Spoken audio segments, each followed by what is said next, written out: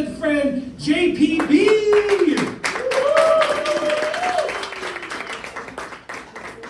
Michigan, how we doing? Yeah. We're trying to log into the damn website to vote. That's how we're doing. Keep voting. But if you don't laugh at my jokes, we're not going to find out who's going to win. I'm going to stay here all night. I am JPB. I know what you're thinking, and yes, my wife's safe word is, "My God, will you get off of me? I can't breathe." Thank you, the two of you that have figured out how to use your phone. Are there any anti-vaxxers in the room? Mason, anti-vaxxer? Anti-vaxxer. I'm an anti-vaxxer. I'm proud of it. But not for the reasons that you guys think, okay? It's not because I think they're dangerous, or they don't work, or it's a government conspiracy. I'm anti-vax because I'm Generation X, and I'm tired of the discrimination, and I think it's unfair. Now here's why. My parents were born in the 1930s. Greatest generation stuff, right? A lot of you are my age.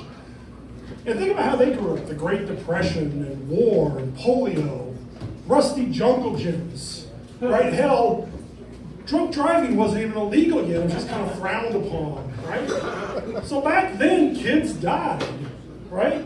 And nobody cared. Nobody got mad. Nobody called Child Protective Services. They just put them in the ground and moved on. So my parents in the 70s raised me the same way, like they didn't expect for any of us to make it. In fact, my entire life, I think it was a competition with my brothers and my sister to see who was worth saving. Now, when you're as big as me, you don't come out of the womb as a small baby, right?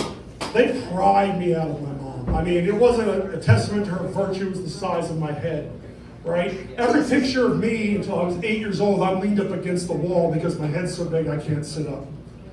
And they pry me out, and they set me in my mother's arms, and she looks at me and she says, "God damn, you're gonna eat a lot, aren't you?" And right then, I'm on the back foot. My dad's outside, said, "It's 120, he's gonna make it. These are long odds." My neighbor named me a long shot. And so growing up, it was a test to see who could survive. And every time some kid in the neighborhood got sick, Mom would say, "Yo, Biggie, take the dumb one and go up the street and sit with Billy, he's got the measles." So the first thing is, I don't know why my mom sounded like an 80s rapper, but she did. And my sister didn't have to put up with this bullshit because she learned to cook. So at 10, my dad takes her aside and says, "Look, honey, you can cook. We think you should make dinner. But it's your choice. You can either make dinner or get the measles." So she made dinner. I'm fighting for my life. I said when I turned 10, "Hey, Mom, I'd like a bike." And she said, "There's bike parts in the garage, go make yourself a bike." So I did at 10. I'm very handy. You can tell by looking at me, these giant prize fighter hands. So I make my bike, and my parents had one rule about safety equipment. It's the same rule as playing outside. That is, unless you're playing in the hose, put on a pair of pants. Right? That's it, that's the rule. So I'm on my homemade bike, and I'm riding up the street, and what do you think happens? I pack me in that front tire, hit my head on the pavement, boom, ah! And I run home, and Mom says, "Oh, honey, it's just a minor concussion." Now, maybe it was the concussion talking, but it didn't sound like lovingly, like, "Oh, you're gonna be okay." It sounded more like, "God damn it, Joe, what are we gonna do now? This is our one chance, the homemade bike, you said this would work." Now, I can see it all on your faces. Some of you, I think it's the confusion of figuring out the QR code. Right here, maybe, right here, and Donna. But you're thinking, what in the hell does any of this have to do with vaccines? I'm getting there, okay? When my son turned 10, I dressed him up like something of a Mad Max movie just to go around the block, right? He had the helmet, he had the neck pads, elbow pads, wrist pads. And I was terrified because somewhere along the lines we went from, "Oh, it's just a little concussion," to, "Oh my God, you've got a concussion," right? And then I realized that I don't have the options as a parent that my parents did. Because you can't tell me, and I don't care if you're a Republican, you're a Democrat, whatever your religious beliefs are, but there is not a better way to deal with a kid that's a problem than smallpox. And thanks to vaccines, we don't have an option anymore. For the first time in human history, Generation X, my generation, we're the generation where the expectation is that all of our kids should live. And it's bullshit. It's too much pressure. That's why they're all screwed up. You guys ever hear the expression that to make an omelet, you gotta break some eggs? Yeah. Right? That reminds me of a friend of mine. At my day job, I program computers. And a friend of mine comes up with this great idea that he's going to build a company where they train computers to look at images and text you when your kid falls in the pool. Now, I'm not sure what the benefit is, like that if you want to catch their last words. But okay, that's something to try. Now, do you guys know how we train computers to recognize when a kid falls in the pool? You got to show them pictures of people fall in the pool. So if I want to teach a computer about a cat, I give a picture of a cat. This is a cat. This is not a cat. This is a cat. This is not a cat. After a while, the computer figures it out, right? It says, okay, I know what a cat is. It's a lot harder with pornography, though. Because when you feed that to the computer, you're like, do you know what porn is? And the computer says, no, not really. I think I need to see some more gangbang videos. But not the 6-minute cheap ones. Buy the subscription. Pay the monthly and give me the full videos. So my buddy James is explaining this, and we made this company. He says, well, we sold 16 cameras, and it was only 25% effective. And I said, maybe your marketing's wrong. Maybe what you need to say is, we saved 4 kids. Right? But the other thing that's troubling to me is I finally realized, I said, James, where did you find videos of drowning kids to train the computer? Right? I mean, is there a dark website out there somewhere where you can get this? And so that's why now at work we say that if you're going to make an AI-powered pool camera, you got to drown some kids. Are there any Harry Potter fans out here? Any Harry Potter fans? Okay, well, if you don't like Harry Potter, that's okay. Anybody that likes political humor?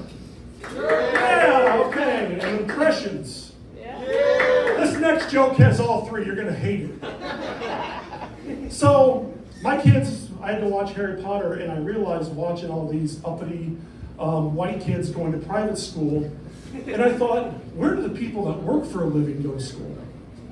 Right? Is it like a Hogwarts Votech? Where like the kids who are going to be janitors or bus drivers go? And I'm sure they're great at like soccer and they're great at like basketball, but the Hogwarts kids never invited to play sports because they kick their ass in it every time. I mean, bringing Hogwarts Votech in for sports is like having the Harlem Globetrotters go play the Israeli national basketball team, right? It's a slaughter. And so maybe Dumbledore, right? Maybe Dumbledore has a brother, Carl Dumbledore, and Carl Dumbledore wants to be a landscape wizard, right? That's why he's going to Votech, but he's struggling with his schedule, and he says, Randy, that's his best friend, Randy. I don't know what Randy's last name is, but he says, Randy, why do I have to take Spanish? And Randy says, because, Carl, all the lawn spells are in Spanish. And now that pisses off the house elves. This is going to go way deep. Stick with me. This is going to go way deep into it's for these guys over here, these 20-somethings. But now all the house elves are mad because these south of the border wizards have put them out of business. Right? And Dobie the house elf is like, oh, Harry Potter, I wish they'd just go back to where they came from. And yes, that's racist, and you shouldn't say that, Dobie. And now Voldemort, for you old people out here, Voldemort's the bad guy. He's like, hey, open up the borders, bring us in. See, now it's getting political. Bring these people in, and I'm going to put them in my house, and I'm going to have them work for free. And that's how we know that in Harry Potter, the bad guy is a progressive. Right? You with me? Is everyone with me? Okay, now, if the bad guy is a progressive, that means the good guy is a conservative. Maybe like a MAGA Trump conservative. And so this is my impersonation, and not a very good one, of what maybe like Trump as the head of Hogwarts might sound like. Hogwarts, I told you it's not a very good impersonation. Don't get your hopes up.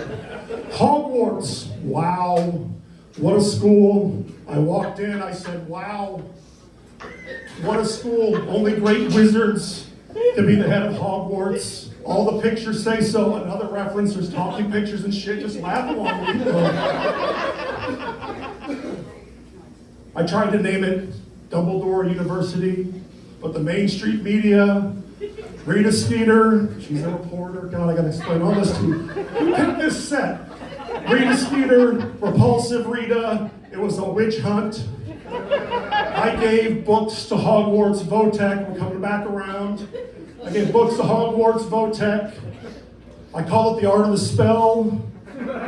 All of those kids love me. I have street cred. They saw my mugshot from Azkaban. Now, some of you look like you're offended by that. Hey, I didn't write this. This is J.K. Rowling, right? This is what happens when you let anti-trans write children's books. One last thing now. Try not to be quite as heavy and culturally relevant. But I hear a lot of people out here, and we talked a little about tonight about sexuality and whatnot. You gotta realize when I was growing up, we only had 3 kinds of sexuality, right? We had normal, whores, and those gays. Right? And I don't mean that in a bad way. This is the 80s. We didn't know. But I do know one thing. No matter what kind of sexuality you have, that there are stages to intimacy as you get older.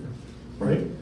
No matter how long you've been together, everything follows the same path. So, when you first get married, first get together, hey, it's kind of fun, right?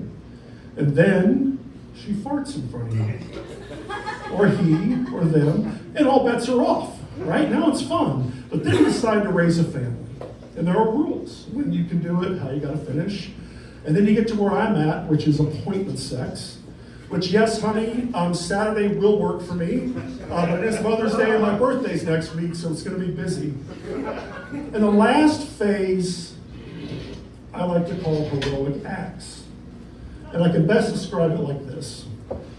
When your grandfather will get in the car, will drive 12 hours to pick you up, and drive you back to your grandmother's, and your brother throws up on him, and he doesn't get mad, it's not because he loves you, it's because grandma loves you.